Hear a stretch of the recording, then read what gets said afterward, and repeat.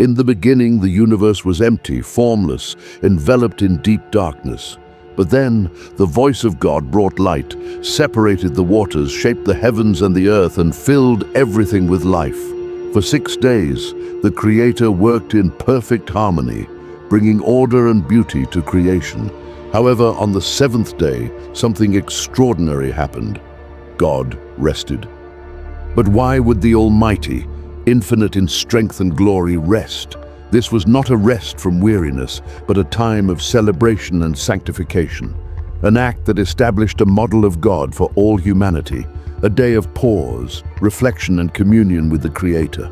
As described in Genesis 2:1-3, the 7th day was blessed and sanctified, marking the completion of a perfect work. In this video, we will explore the deep meaning of this rest, its spiritual relevance, and how it shapes our understanding of the balance between work, renewal, and connection with God. After 6 days of creation, where God formed the light, the earth, the sky, the seas, the plants, the animals, and finally the human being in His image and likeness, God's work seemed to be complete. Creation was good, perfect, and in harmony.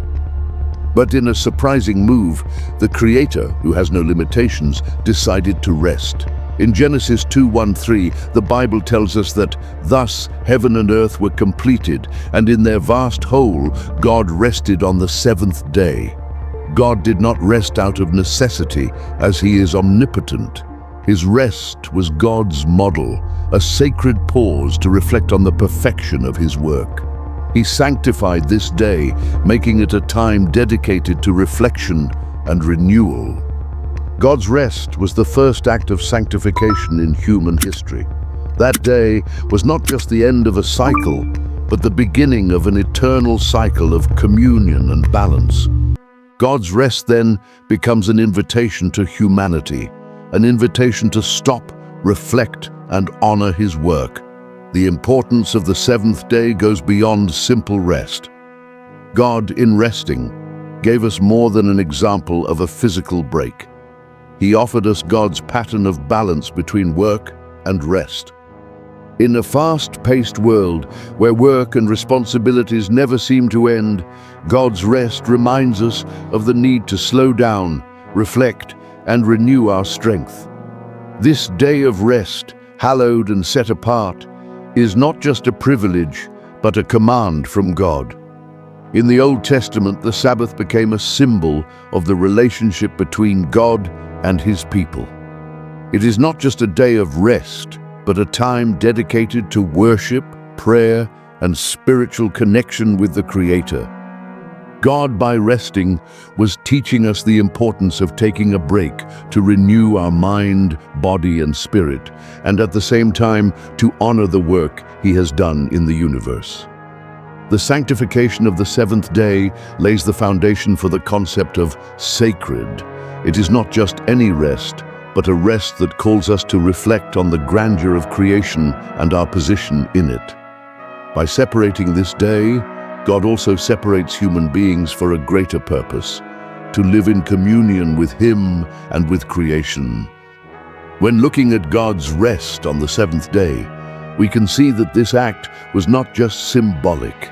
It brings a profound revelation about the rhythm of human life and God's purpose for human beings. The sanctification of the Sabbath was not simply a decree of rest, but an invitation to renewal. God was teaching humanity that respite is not just a luxury, but a spiritual necessity. This rest is not just an end, but a new beginning. By creating the Sabbath, God was laying the foundation of a spiritual journey for His people. The Sabbath was more than a day of physical rest. It would become a sacred time where humans could reconnect with the Creator and with their own soul. It was a time to stop, to reflect, worship, and above all, recognize the grandeur of God's work.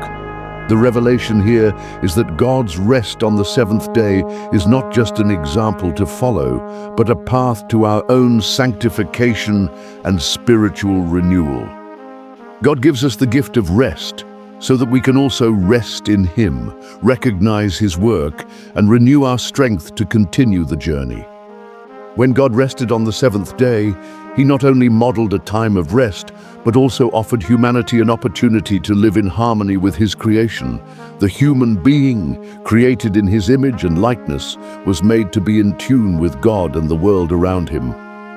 However, by placing Adam and Eve in the Garden of Eden, God not only placed them in a perfect place, but also gave them the responsibility to care for and cultivate the garden.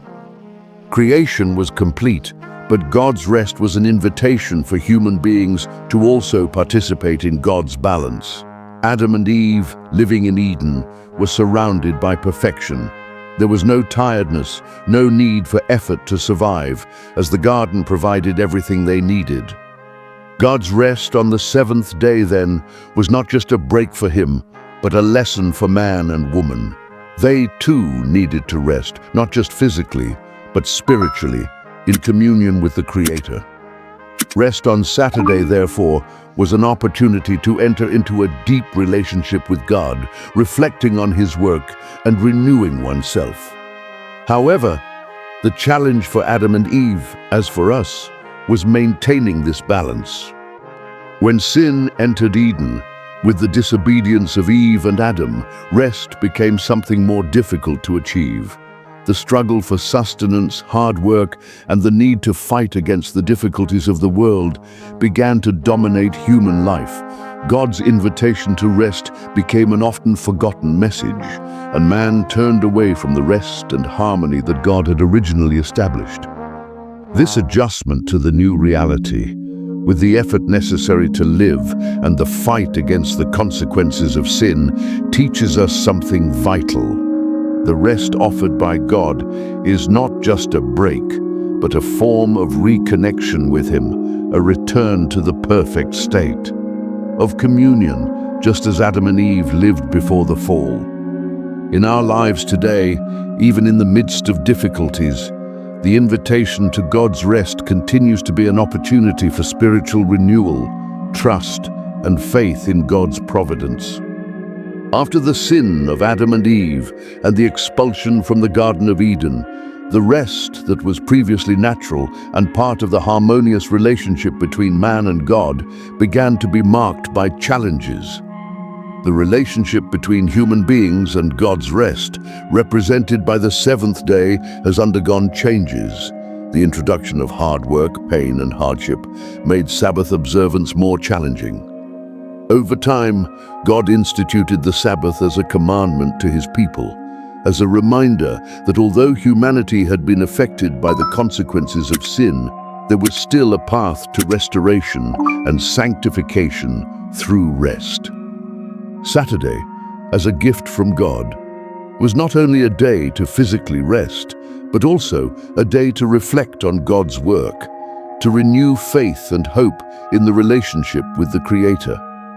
However, this practice became distorted over time. The people of Israel often moved away from the true intention of the Sabbath and began to treat it as a rigid obligation, full of rules and legalism, losing the original purpose of rest and communion with God.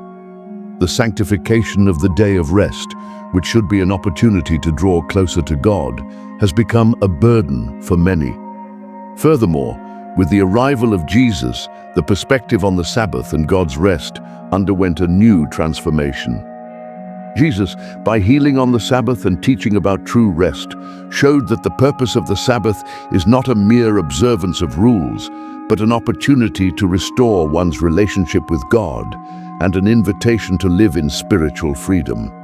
True rest, according to Jesus, is not just in the separation from physical work, but in reconciliation with the Father and in experiencing his love and grace. As the practice of God's rest became distorted, emotional and spiritual dilemmas arose in the hearts of human beings. The temptation to seek satisfaction in material things, the constant tiredness of everyday life, and the pressure of meeting life's needs were challenges that made true rest difficult. Saturday, established to be a day of communion with God, came to be seen by many as a burden, a list of restrictions that needed to be fulfilled. These dilemmas were not only linked to the external observance of the day, but also to the hearts of individuals. Many, like the Pharisees in Jesus' day, were so focused on the legality of the Sabbath that they forgot its true purpose, spiritual rest in God. They questioned Jesus' actions, such as healing on the Sabbath, because they did not understand that true rest is not limited to a physical break, but to an inner renewal. Jesus, when teaching that the Sabbath was made for man and not man for the Sabbath, Mark 2:27, confronts human dilemmas and difficulties. He reveals that God's rest goes beyond a simple interruption from work. It's about restoring your relationship with God and finding rest for your soul. True rest is not in a series of rules, but in experiencing God's grace and love. Deep down, the dilemma is clear. How can we, in a fast-paced world full of distractions, experience God's rest in a true and profound way? Just as Adam and Eve were called to rest in the Garden of Eden, today's humanity is also invited to return to simplicity and trust in God, knowing that even in the midst of chaos, He is our refuge and strength. The rest that God offers is not just a physical break, but an opportunity to start over spiritually. As the story of God's rest unfolds, we see that true spiritual rest is becoming increasingly difficult to achieve. If in the beginning rest was something natural and necessary, over time it became a distant, almost unattainable concept. The modern world, with its distractions, anxieties, and pressures, seems to have moved away from any idea of pause or true reflection. Today, in such a fast-paced society, the simple idea of stopping and reconnecting with God almost sounds like a luxury. Human beings are constantly on the move, working, consuming, creating, comparing. Competition, the search for material success, and the need to always be doing create an atmosphere of restlessness. Anxiety spreads, and rest becomes something that seems increasingly out of reach. Increasingly, we ask ourselves, can we in fact find true rest, or are we doomed to live in an eternal cycle of search and dissatisfaction? In the midst of this constant struggle, clues emerge that invite us to reflect. Small moments of peace. Those moments when we move away from the noise and hustle and bustle become rare but precious. Perhaps true rest is not about stopping everything, but about genuinely pausing to hear God's voice in the midst of the chaos. As in the Garden of Eden, where God's presence was constant and rest was natural, there is a subtle invitation to return to this state of communion. But at the same time, the modern world tempts us to escape this rest. Social networks, notifications, incessant work push us to continue, to never stop. In this scenario, God's rest becomes an intrigue, an enigma to be solved. How can we find this rest amid the whirlwind of modern life? How can we hear God in such a noisy world? As the story progresses, we see that God's invitation to find balance amid chaos becomes a constant search. It's not just about a physical break or a moment of reflection. It is a profound invitation to spiritual reconnection. Although modern society is immersed in distractions and obligations, the moments in which we are able to stop and reflect, even if brief, reveal to us a path of healing and renewal. Hard work and external pressures make it difficult to hear God's voice, but He continues to call us, even if silently. Each character's journey, as they try to restore balance in their lives, reflects the internal struggle of all of us. In search of greater meaning, we often find more questions than answers. What really matters? How can we live more fully and connected with what God has planned for us?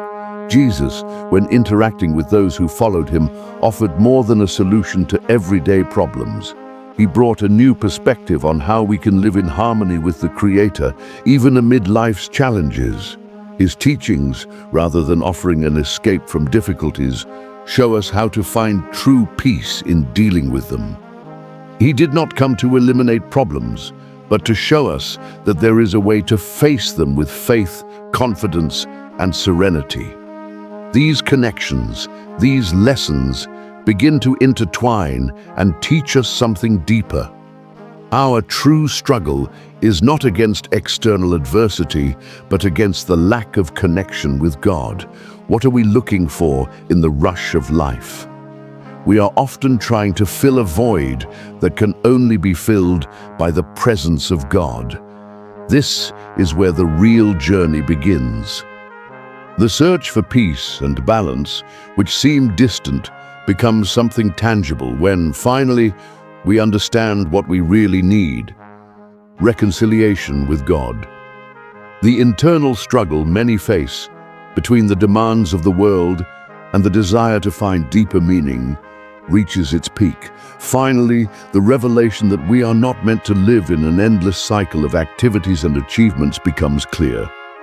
Rest, true peace, is not in doing more or having more, but in simply trusting God and His plan for our lives. However, this revelation does not come without pain. Confronting the truth forces us to leave old habits and mentalities behind, and this generates a painful but necessary transformation. As we understand that our life cannot be measured solely by our deeds and productions, we are challenged to surrender to God's grace. In this moment of clarity, we can see that He has always been there, ready to offer us what we need. No longer incessant work, but an invitation to communion and serenity. The emotional impact of this understanding is not instantaneous. It is a gradual change in perspective, but it marks the lives of those who experience it. Those who seek finally find. The peace that seemed unattainable becomes a reality, not through our own merit, but through the grace of God. This is the true climax of the story. The acceptance that a full life is not achieved through one's own efforts, but is a gift from God. At this crucial moment, decisions are made. People must choose: continue the endless search for false and temporary rest, or trust in the rest offered by God, which is eternal and transformative. Jesus, in His walk, exemplified this choice by inviting all who are weary and burdened to come to Him to find relief. Matthew 11:28. His life and His teachings represent the turning point in history, the turning point where the focus stops being obligation and becomes the freedom that comes through faith. For many, this meant a radical change of lifestyle, abandoning the weight of external expectations and embracing the lightness of God's path. The decision is not easy and does not come without resistance. But when a person chooses the path of rest in God, they discover that it is possible to live fully, not in escape from difficulties, but in harmony with the presence of God, even in the midst of them. The cycle of anxiety and rush gives way to serenity and trust in the Lord, allowing each individual to experience true peace, which goes beyond simple physical rest. It is interior and permeates all areas of life. The internal struggle, finally resolved, reveals the profound transformation that occurs when someone surrenders to the rest that God offers. The tension that permeated the constant search for more and more work, more achievements, more validation, begins to disappear. The heart, previously agitated, finds a point of peace. And while difficulties may still exist, there is now a new perspective on them. Those who accept this invitation from God to stop will no longer see themselves as failures, but as people who ally themselves with the strength of the Creator, finding renewal in Him. Inner peace is not something that is achieved, but something that is received. This is the point of maximum tension, the revelation that peace is already available, just waiting to be welcomed. Human beings, in their incessant search for answers, often forget that the most important thing is not to understand everything, but to trust in God's purpose.